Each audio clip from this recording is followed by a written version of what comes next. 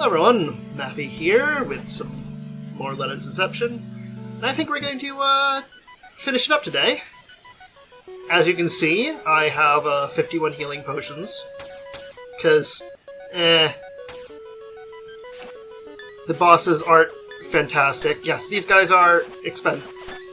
These guys are, the former kings. Oh no. Oh no. We, very, very briefly heard about them when we saw their positive experiment with the reign of Edgar and Alan. Where's Poe? Oh no. Yeah, the chairman does really like skeletons. Anyway, yeah, necromancy for beginners. Oh wow, 3 shelves, just necromancy for beginners. Okay, we hop in here. Throw some stuff around. And there is a comment of Panic Room. Oh yes. It is recommended to save before proceeding. Save now? Yes.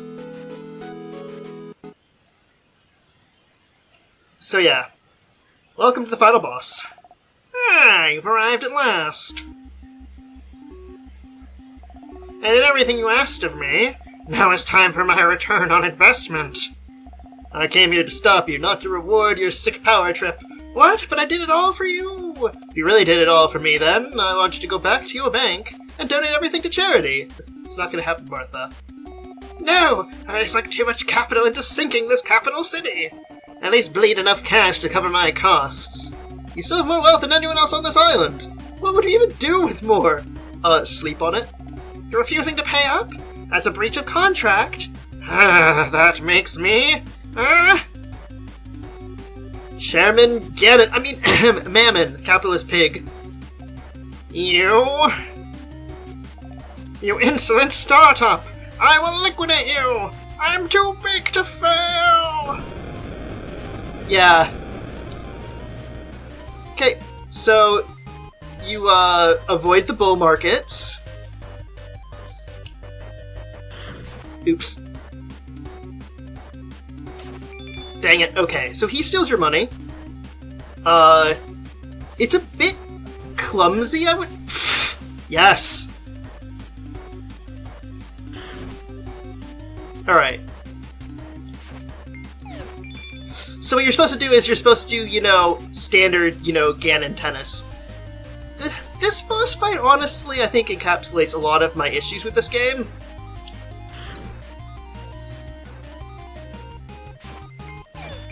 Dang it, okay, so you need slightly better timing.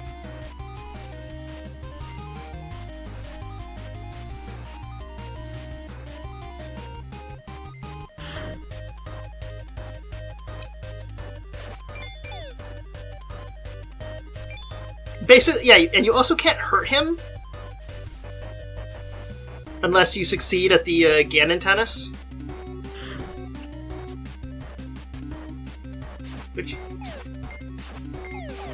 Which you might see that I'm kind of bad at. Yeah, this fight just feels like it's more about being a reference than actually being fun.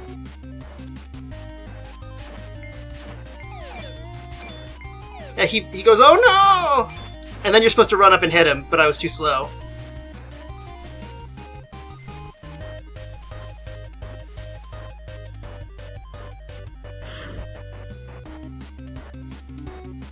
It's just this.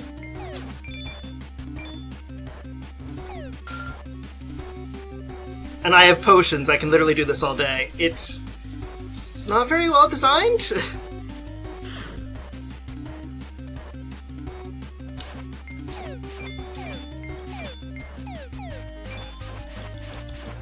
There we go. Do. I mean, the music's good, and it looks fun, at least. But like mechanically, this is pretty, yeah. Ugh.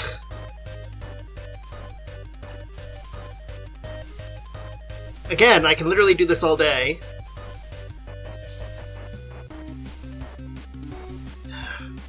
What a way to finish up the game. honestly.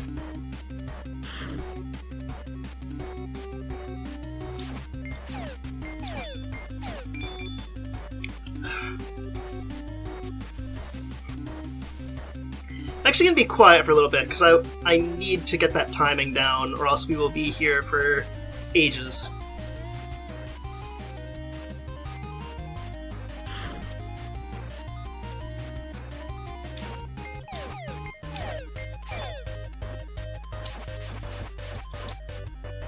Okay. Alright, we're now at a slightly harder part where it throws multiple bull markets at you. Oh no. Oh no. How tricky. I'm at risk that I might fall asleep.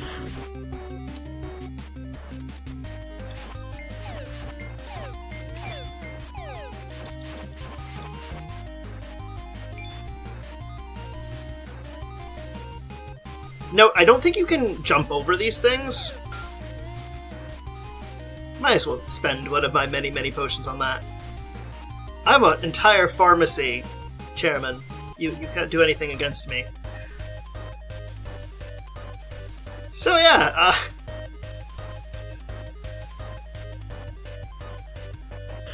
I hope everyone is enjoying themselves. Are we done? No, not yet. Ah, yes. You know, I'll just tank this. Nah. You're dealing half damage with each one. And I've got so many healing potions. I don't have to engage in your silly mechanics. Except for right now. There we are.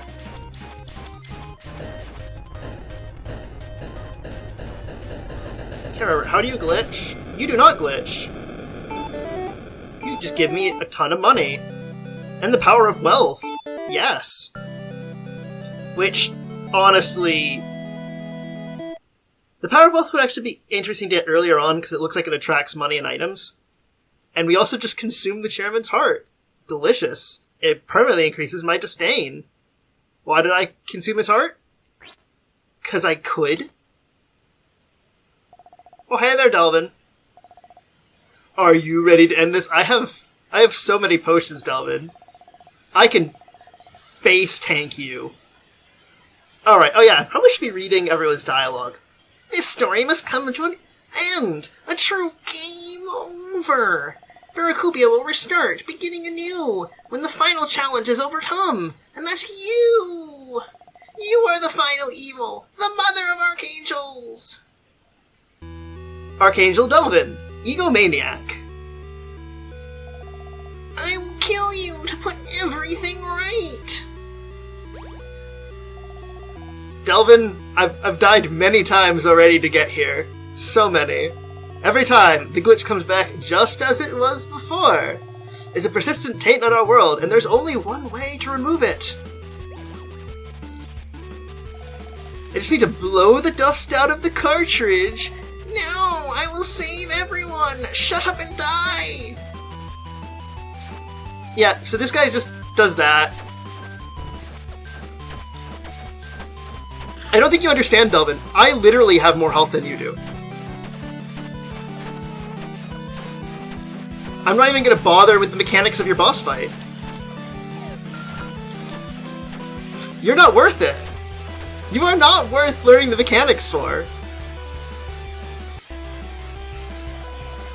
This can only end one way, Martha. Yes, I can win. Like, I'll say, the fight's visually interesting. It's just kind of ruined by the fact that they let me buy so many potions. And it's not like it was difficult or anything. Like, you get so much money over the course of the game.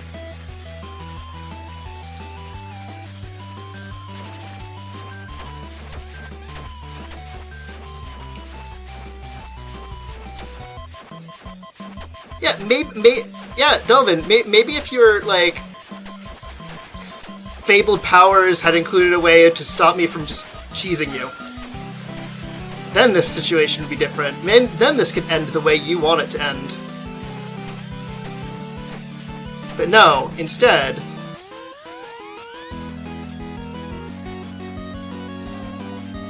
Oh no! I can't even read that. It's like the end of Soul Void all over again. Hopefully the Grim doesn't show up. Nope, it's just Delvin exploding. Oh! No! It's Delvin glitching out!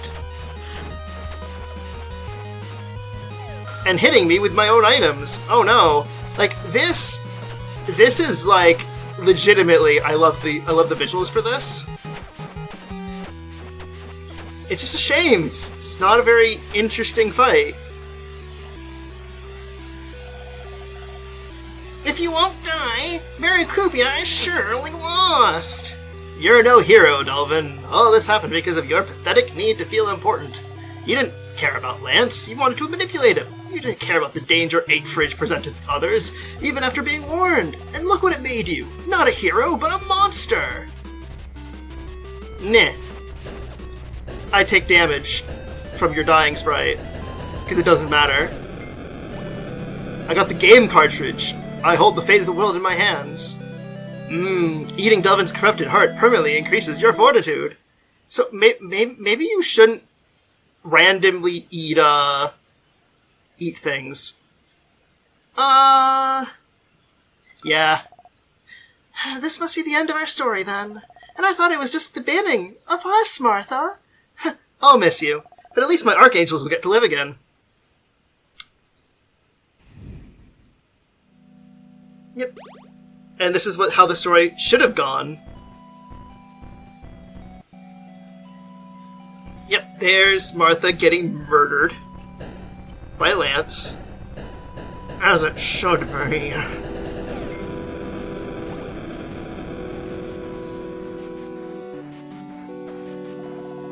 Martha learned the truth about the Archangels too late.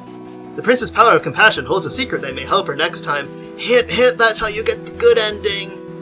Hint, hint. Alright, so I think I'm gonna just talk a little bit about this game. Which, as you can see, was made by a very, very small studio. But I'll say this. When I originally played through this game, I really liked it. I thought it was pretty good. And I was all set to play through it again for you guys. And I was all set to be like, oh, and then I'll do another run through the game where I get what's the word? Like the good ending. Because the thing is, there are two endings. There are two other endings that I know about. There is one where you beat Delvin without getting the power of truth. So basically, if I had just left as soon as I got the glitch glasses and then went to the palace and faced down the chairman and Delvin, it would have been a very different ending, or it would have been a different ending. And then there's another ending you get if you kill none of the archangels, because the power of compassion does something. If you use it during their first stage before they're corrupted, it lets you end that fight peacefully. Which, and then after you beat the game with you compassion all of them, and then you get to the end, you get a different ending sequence, and you actually have an extra boss fight. And I was all set to, oh yeah, I'll go do those. I'll play through those. It'll be great. And then I played through the game again, and I'll honestly say that this game loses a lot of its shine the second time through the story mode, because at the same time, I think I would say that the biggest issue I have with it is that despite it being, the world being procedurally generated, it wasn't different enough from my previous run. And I think I actually lucked out and got a pretty exciting run the first time. Because the first time through, I had a really early access to hover potions, so I could basically, like, skip part of the first world, or the first half of the world, and go directly to the second half of the map. And, like, it felt... That felt more interesting, because having hover potions available, that gave me a way of solving problems. And it was like, I was kind of hoping that it would be more like that, but it really just... I don't want to say I'm disappointed, because I did enjoy my time with this game, but at the same time...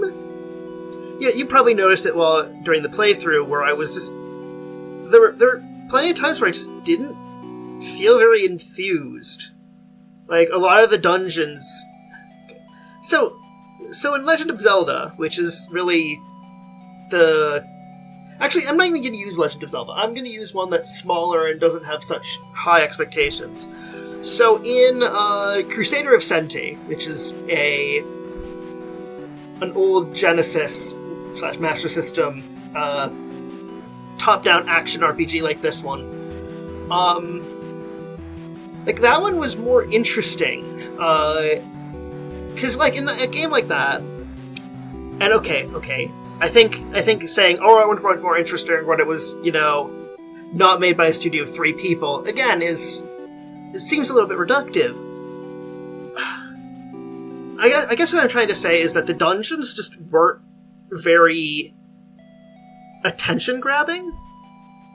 Like, having those random dungeons was fine when they were, like, the little ones. I actually enjoyed exploring, like, the little cave dungeons that you would find just out and about more than I enjoyed exploring the actual dungeons, because they were short. And I'm not saying this like, oh, they're terrible.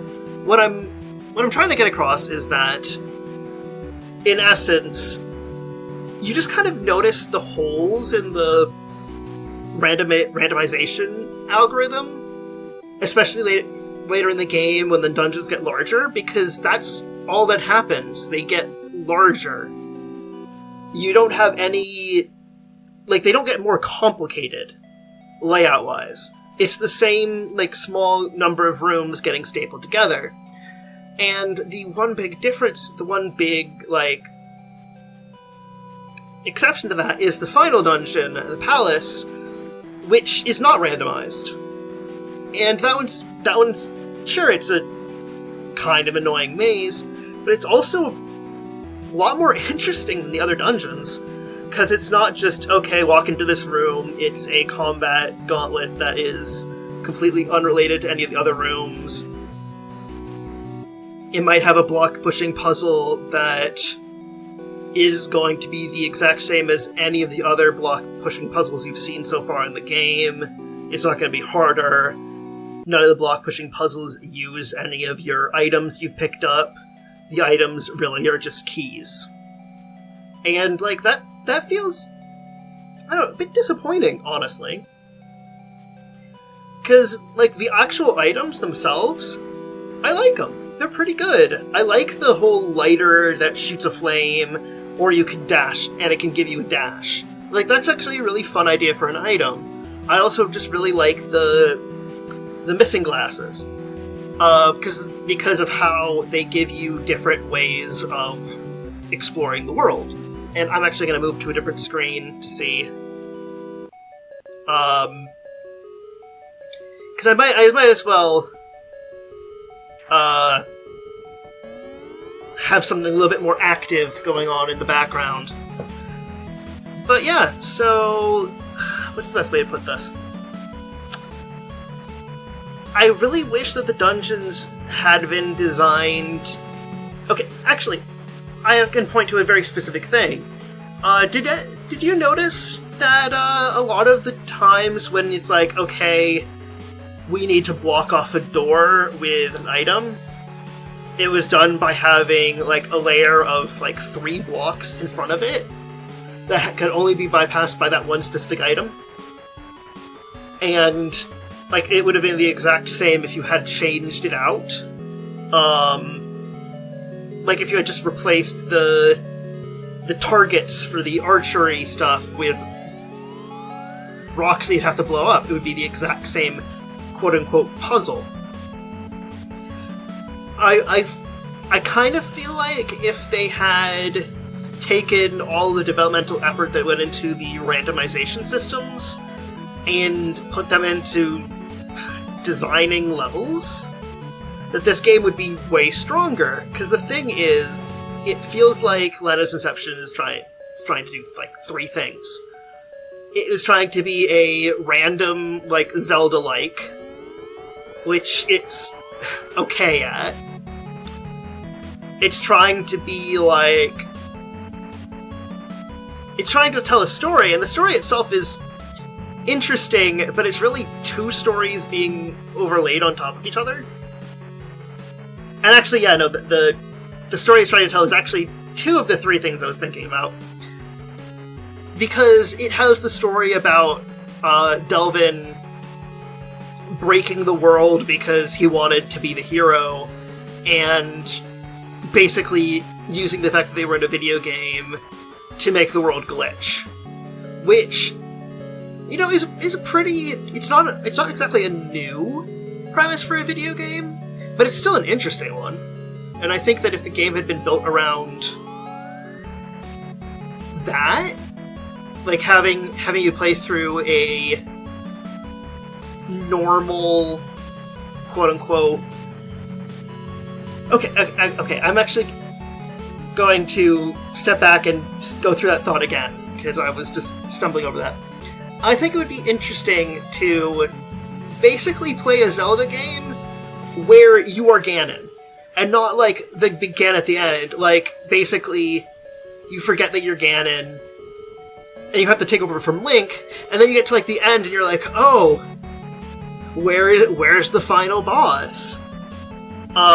Because that's basically what Lenna's Inception did. You are the last boss of the actual Legend of Lance. On the other hand, I don't really have many good things to say about the I don't know if you call it like the B plot, where it's like, oh yes, the evil chairman and the banking evil bankers, yada yada. Because that really dates the game back to where it started development. Really, it really does. Because as you saw in the previous screen, this started development in like 2012-ish. Or actually, no, the company was around in 2012, but it has that feeling. It has that like Occupy Wall Street energy. And like, the thing is that it was implemented in a okay enough way. I did kind of like the gag where it's like, haha, how did the chairman take over? Well, he repossessed the kingdom. I kind of like that, but it felt like it fell apart into like too easy jokes, like the kind of jokes that you'd see if like a teenager was trying to tell jokes about like financial stuff. Like for example, that side quest, like things like overcharge limit or something, where it's like, oh, like there's a limit on how much money you can take out in the casino. What happens if you try to go over that? And the answer to that is they won't let you do it unless you have like the bank stocks. That's it. That's the whole joke. It's entirely about like, lol, look how corrupt those bankers are. It doesn't really have anything interesting or novel to say. It just kind of feels like it's there. Just kind of like how the Zelda references just kind of feel like they're there. Like, I don't want to call this game bad, because it's not bad. It's not painful to play. It's obvious that, like, a lot of care and effort went into it. It's not good. It's not, like, a great game. It's not a game that really feel the urge to replay, which is a problem when it's random, because, okay, the feeling that I have with this game is that you're supposed to replay it. In fact, I can show you. If I go into new game, there's a bunch of different modes. There's there's a daily seed mode. So that's always like, oh yeah, you're supposed to be running through this frequently-ish. There's modes where you go through like one dungeon, all of the dungeons, challenge modes, a ton of challenge modes actually, and like it just kind of feels like there's a leaderboard. This feels like a game where you're expected to play through it a bunch of times. It kind of feels like... Alright, I'm going to compare this to another game, which it's not really fair for me to compare it to. I'm going to compare this to Binding of Isaac, because Binding of Isaac has a very similar idea of, yeah, you're running through a dungeon, and it's randomized. The difference is that with... what's the word I'm looking for? Yeah, with Binding of Isaac, the pool of things that the randomization pulls from is massive. So that any given run is going to be very different. Like, you feel that draw to continue playing because you don't know what's going to happen in your next run. Whereas with this game... Like, as far as I can tell, unless I was really, really lucky, I basically had the same exact items in this run that you saw as I did in my test run. I fought all of the same bosses, but just in different orders. So, really the only difference is that I got to face some, like, glitch bosses, some glitched out versions of the bosses, which I didn't get to play against the last time, when I was doing my original run. But honestly, going through an entirely new run of the game, just for the off chance of seeing, like, the second phase of one or two bosses, is really that big of a draw. I think the game actually would have been, if they were okay, I think one of two things could have made Lenna's Inception feel a lot more interesting. One would have been if they had just dropped the whole randomization thing. Like, just didn't go with that as a gimmick, spent that effort on better, like, level design, and then just had their one solid story. I think that would have been good. The other would be if to, like, go a bit further into the randomness and make the game shorter. Like, I think even with just the stuff that's already in the game, I think it would have actually been stronger if you had gone through 6 dungeons instead of 8. Because then, hey, instead of facing all 8 of the bosses every single time you run through the game, you only get to see 6 of them. So, oh yeah, like, play through again. You might see a boss that you haven't seen before.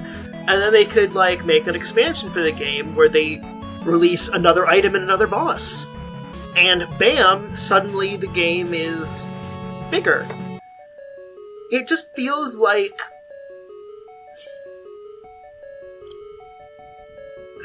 The real problem, as I'm watching my voice get recorded into Audacity, is that, effectively, I can't think of anything to compare this game to that isn't really unfair to Lenna's Inception. Like, I can't think of any games that have... Like, when I'm looking at Lenna's Inception, I'm like, this is an okay game, but it's trying to stay in the same, like, gameplay space as, like, a proper Legend of Zelda game. It's trying to stay in the same gameplay space as Binding of Isaac, or, like, the Link to the Past randomizer.